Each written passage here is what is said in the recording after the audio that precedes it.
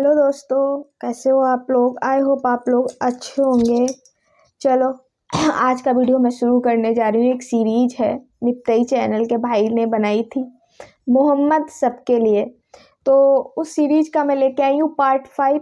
Part पहला और शायद तीसरा पार्ट हमारे चैनल पे पड़ा हुआ है। तो अगर आपने नहीं देखा तो देख लीजिए जाके। तो पार्ट 5 लेके आई हूँ। वैसे मैंने सुना है इस सीरीज को जो भी देख लेता है ना, वो काफ़ी हद तक इंसानियत के रास्ते पे चल जाता है। तो आइए, मैं भी अपने चैनल पे इनकी पूरी सीरीज लेके आऊँगी, लेकिन कभी कभी और भी वीडियोज डाल देती हूँ भाई। हूँ एकदम पूरी सीरीज के तौर पे नहीं लेके आ पा रही हूँ, तो सॉरी। तो चलो, आप सभी को सुबह की राम राम, सत श्री अकाल, अस्सलाम वालेकुम।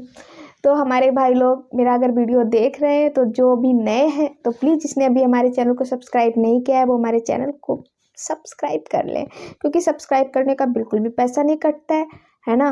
तो तुम दोस्तों कैसे हो? उम्मीद है कि सब खैरियत से होंगे। अल्लाह आप लोगों को ऐसे ही खुश रखे। सरकार दो आलम सल्लल्लाहु अलैहि वसल्लम की पूरी जिंदगी पर बनने वाली वीडियो सीरीज जिसका नाम मोहम्मद सबके लिए है, उसका ये 5वां हिस्सा यानी पार्ट 5 है। थोड़ा हम रिकैप कर लेते हैं, यानी हमने पहले क्या सुना। हमने चौथे हिस्से में यह सुना कि किस तरह अल्लाह तबारक व तआला ने अपने घर की यानी काबा की अबरहा जैसे जालिम बादशाह से हिफाजत की, वो भी बिल्कुल हकीर परिंदों के जरिए हाथियों के लश्कर को तबाह और बर्बाद किया। और ये जो अबरहा वाला वाकया है, यानी ये हाथियों वाला जो वाकया है, ये सरकार दो आलम सल्लल्लाहु अलैहि वसल्लम के पैदाइश से 50 या 55 दिन पहले का वाकया है। अगर आप लोगों के अब भी समझ में नहीं आया है तो चारों हिस्सों के वीडियो के लिंक नीचे डिस्क्रिप्शन में दिए हुए हैं, आप पहले उन वीडियोस को देख लीजिए। चलिए आगे सुनते हैं। हमने तीसरे हिस्से में यह भी सुना कि सरकार दो आलम सल्लल्लाहु अलैहि वसल्लम का जन्म कैसे हुआ, पैदाइश कैसे हुई, और आपके पैदा होने यानी जन्म होने से पहले अल्लाह तबारक व तआला ने दुनिया में अलग अलग निशानियां बता दी थी कि एक आखिरी नबी इस दुनिया में आने वाला है, इस दुनिया में कदम रखने वाला है। वैसे भी जितने भी आसमानी किताबें उस वक्त मौजूद थी, सब के अंदर साफ साफ ये बात लिखी हुई थी, ये पेशन गोइया थी कि नबी आखिरुज़्ज़मा यानी आखिरी नबी आने वाले हैं और सबको उनकी पैरवी करनी है। बहरहाल उस्मान बिन अबिल आस की अम्मी फातिमा बिनते अब्दुल्ला फरमाती हैं कि हुजूर की पैदाइश के वक्त मैं हजरत आमिना के पास ही मौजूद थी। उस वक्त मैंने देखा कि तमाम घर नूर से भर गया और बाहर देखा तो आसमान के सितारे जमीन की तरफ बिल्कुल झुक रहे हैं। यहां तक कि मुझे गुमान हुआ, मुझे ऐसा लगा कि सितारे कहीं जमीन पर न गिर जाए। यह इस बात का इशारा था कि इस दुनिया से शिर्क और जहालत का अंधेरा अनकरीब खत्म होने वाला है और नूर हिदायत से पूरी जमीन और पूरी दुनिया रोशन होने वाली है। हजरत आमिना ने सरकार की विलादत के वक्त एक नूर देखा था जिससे मुल्क शाम के महल रोशन हो गए थे। यह भी इस बात का इशारा था कि मुल्क शाम भी बहुत जल्द फतेह होने वाला है। चुनांचे मुल्क शाम तो आपकी जिंदगी में ही फतह हो गया था। कहते हैं कि उसी रोज सुबह में मक्का से सैकड़ों मील दूर यसरब में एक यहूदी आलिम एक टीले पर, एक पहाड़ी पर चढ़ गया और जोर जोर से चिल्लाकर यहूदियों को जमा करने लगा कि ए यहूदियों। ये सुनकर सारे यहूदी जमा हो गए। उसने पुकार कर कहा, क्या तुमको पता है आज रात पैगंबर आखिरुज़्ज़मा अहमद नाम का सितारा तुलू हो गया है और वो इस दुनिया में तशरीफ ला चुके हैं। मैं आप लोगों को गारंटी से कहता हूं। और उसी रोज मक्का में भी एक यहूदी तिजारत के लिए, बिजनेस के लिए आया हुआ था। उसने कुरैश के कुछ लोगों से पूछा, क्या आज रात कोई बच्चा पैदा हुआ है तुम्हारे यहां पर? तो कुरैश ने कहा कि हमें नहीं मालूम।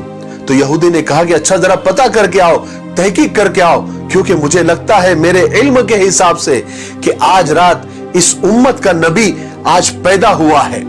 और उसके दोनों शानों के दरमियान यानी दोनों कंधों के दरमियान एक निशानी है और वो 2 रात तक दूध नहीं पिएगा। लोगों को बड़ा ताज्जुब हुआ। लोग फौरन मजलिस से उठे और पता करके आए तहकीक की तो मालूम हुआ कि अब्दुल्ला के घर एक लड़का पैदा हुआ है। यहूदी ने कहा कि चलो मुझे भी चलकर दिखाओ, मुझे भी देखना है। यहूदी आया, आपको देखा, आपके चेहरे के नूर को देखा और दोनों शानों के बीच यानी दोनों कंधों के बीच वो नबूवत की निशानी देखी, वो मोहर नबूवत देखी तो बेहोश होकर गिर पड़ा। जब थोड़ी देर के बाद होश आया तो कहने लगा, हाय हाय हाय हाय, नबूवत अब बनी इसराइल से चली गई। क्योंकि अक्सर अंबिया, अक्सर नबी बनी इसराइल में ही पैदा हुआ करते थे। और कहने लगा वो यहूदी कि ये लड़का कुफ्र शिर्क पर ऐसा हमला करेगा जिसकी खबर मशरिक से मगरिब तक फैल जाएगी। जिस वक्त सरकार दो आलम सल्लल्लाहु अलैहि वसल्लम पैदा हुए, उनका जन्म हुआ, उसी वक्त एक बहुत बड़ा वाकया उस वक्त हुआ। उस जमाने में तो बहुत बड़ी बड़ी ताकतें थी, जैसे आज अमेरिका और रूस है। उस वक्त कैसर और किसरा थे, रूम और फारस। ईरान और फारस के बादशाह को किसरा कहते थे। उनके महलों में अचानक जलजला आ गया, अर्थक्वेक आ गया और उनके महल के 14 मजबूत कंगरे, बहुत कीमती कंगरे जो बहुत मजबूती से लगे हुए थे, उस जलजले की यानी तेजी की वजह से वो कंगरे जमीन पर गिर गए। और रूम के बादशाह जिसको कैसर कहते थे, उसका जो आतिशकदा था यानी जहां पर आग जलती थी और हजारों साल से मुसलसल आग जल रही थी, वो आतिशकदा रोशन था, अचानक बुझ गया और दरियाए सावा जोश मारकर बिल्कुल सूख गया। जब सुबह हुई तो किसरा बहुत परेशान हुआ, लेकिन उसको यह भी खबर मिल गई कि फारस का जो आतिशकदा था वो भी बुझ गया। तो किसरा और परेशान हुआ। उनके जो बहुत बड़े आलिम थे, बहुत बुजुर्ग थे और मर्जुल मौत यानी सकरात के आलम में थे और आखिरी सांसें ले रहे थे, वो उसने जाकर उनसे ये सब चीजों की, ये जलजले की और ये कंगरे गिरने की, दरियाए सावा सूखने की और आतिशकदा बुझने की, ये जो अजीब अजीब जो वाकयात हुए, इसकी वजह पूछी। तो उस राहिब ने, उस आलिम ने मरने से पहले कहा कि याद रखो, जब दरियाए सावा सूख जाए और फारस की आग बुझ जाए तो समझ लो कि उस हस्ती ने इस जमीन पर जन्म ले लिया है जो अब तुम्हारी हुकूमत का तख्ता पलट कर रख देगा। अब तुम्हारे आखिरी के चंद दिन बचे हुए हैं हुकूमत के। इतना कहकर वो राहिब, वो आलिम मर गया। बहरहाल वहां पर जैसे ही अब्दुल मुत्तलिब को अपने पोते के पैदा होने की खबर लगी तो खुशी खुशी बूढ़ी टांगों से दौड़ते हुए हजरत आमिना के घर पर गए। सरकार दो आलम सल्लल्लाहु अलैहि वसल्लम को अपनी गोद में लिया और खूब प्यार किया और गोद में ही लेकर हरम में आए और बैतुल्लाह का तवाफ किया और फिर सातवें दिन अकीका किया और इस अकीके के प्रोग्राम में पूरे कुरैश को दावत दी और उसी प्रोग्राम में अब्दुल मुत्तलिब ने अपने पोते का नाम मोहम्मद रखा। इतना प्यारा, इतना मीठा और इतना यूनिक नाम था कि लोगों ने इसकी वजह पूछी कि अब्दुल मुत्तलिब तुमने ये नाम क्यों रखा। तो अब्दुल मुत्तलिब ने जवाब दिया कि मैंने ये नाम इसलिए रखा है कि आसमान में खुदाए ताला और जमीन पर सारी मखलूक उसकी तारीफ करे, क्योंकि मोहम्मद का मतलब ही ये है जिसकी तारीफ की जाए।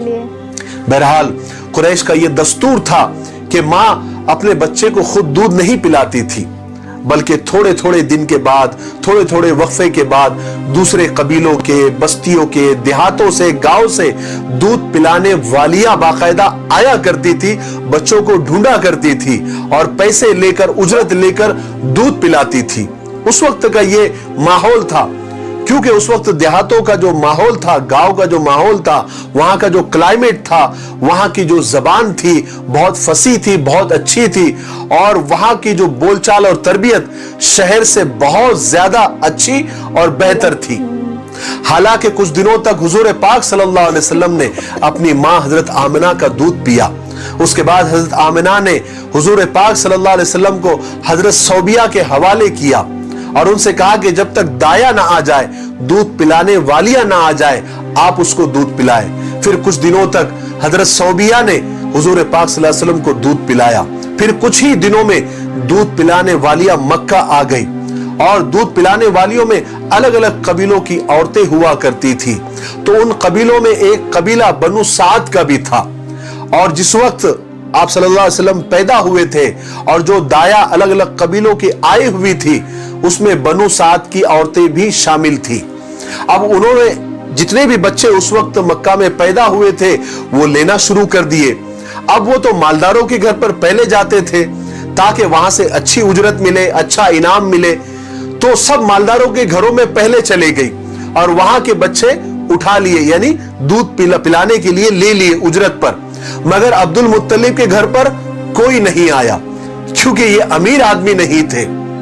اور دوسری بات, عورتوں نے یہ بھی سوچا کہ ارے یہ تو یتیم بچہ ہے, اس کو لے کر کیا فائدہ, کوئی خاص نفع نہیں ہوگا, کوئی اچھا خاصا انعام نہیں ملے گا. لیکن اللہ کا نظام اور اللہ کی قدرت دیکھیے کہ سب عورتوں کو بچے مل گئے, لیکن بنو سعد کی ایک دایا جس کا نام حلیمہ تھا اس کو کوئی بچہ نہیں ملا.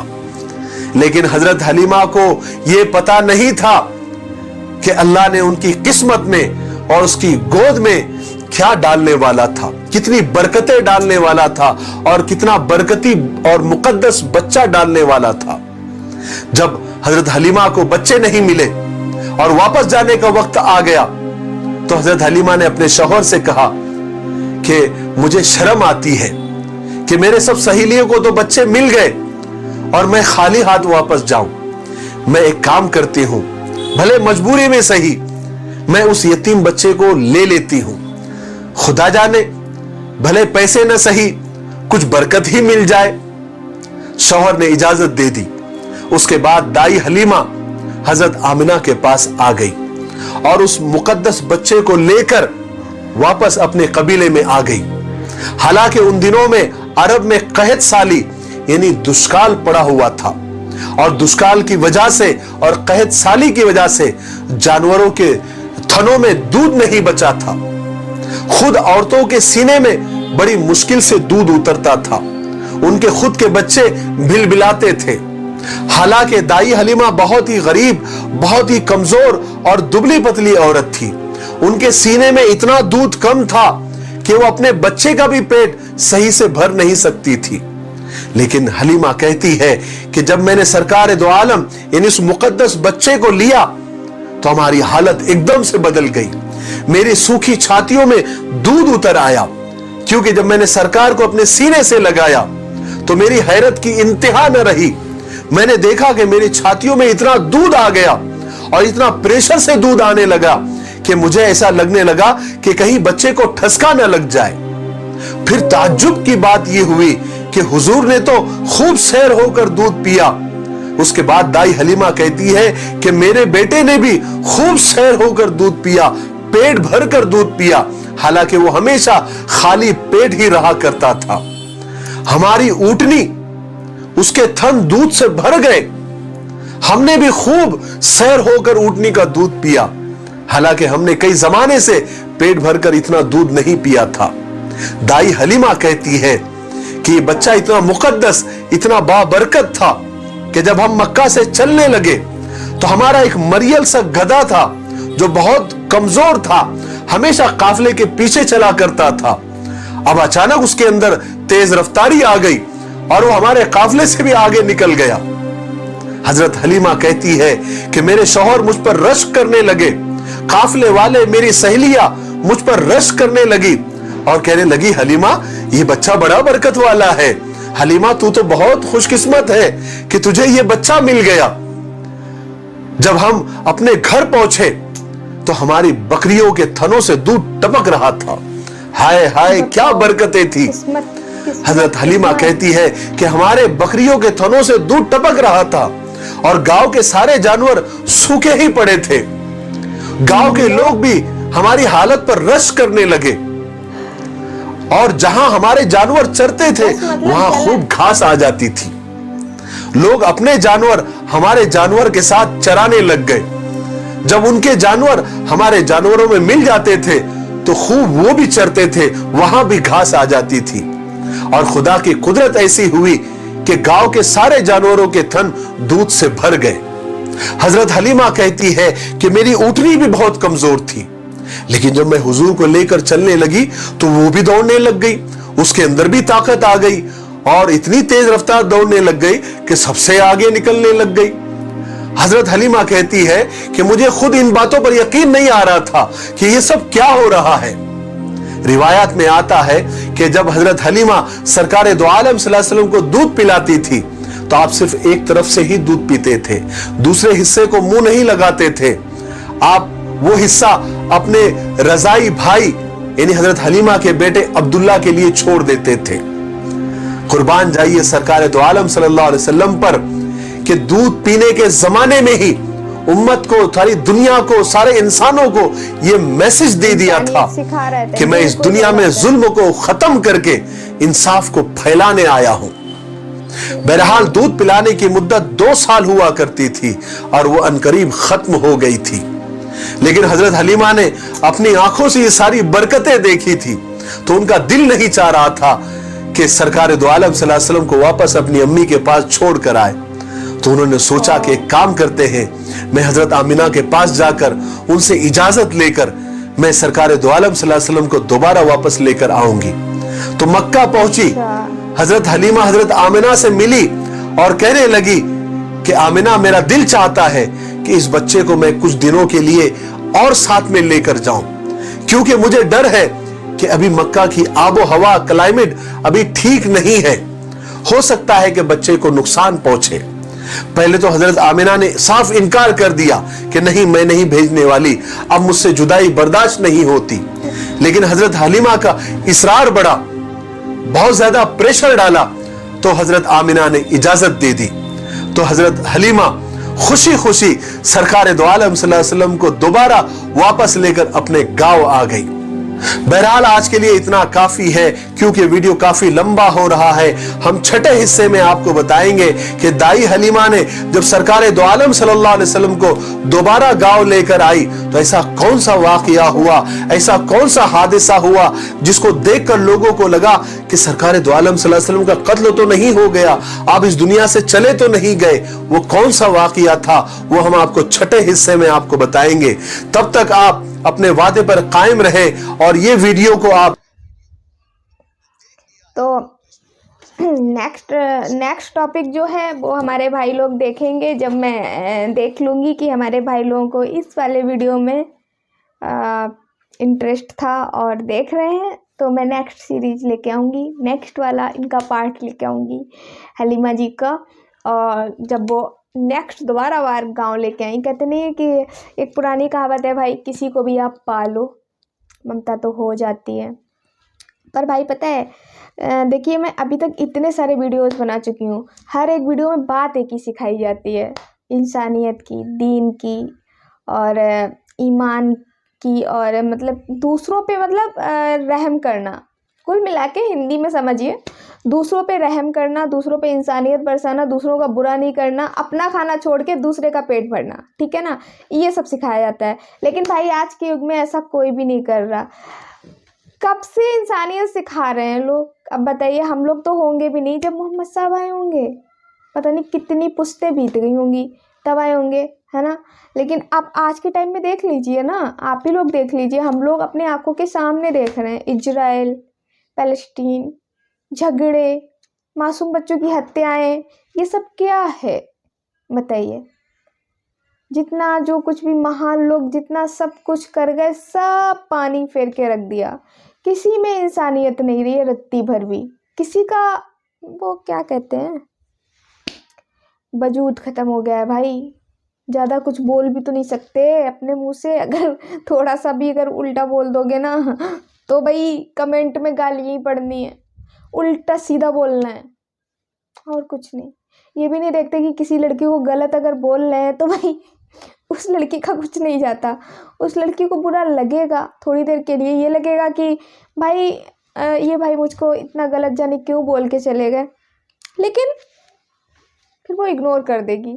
لیکن خدا نے تو آپ کو دیکھ لیا ہے کہ آپ نے اس انسان کے لیے ایسا بول دیا جس انسان سے آپ کا کوئی تعلقات ہی نہیں ہے، اس انسان کے لیے ایسا بول دیا۔ تو دنیا میں ایسے ہی لوگ ہیں میرے بھائی۔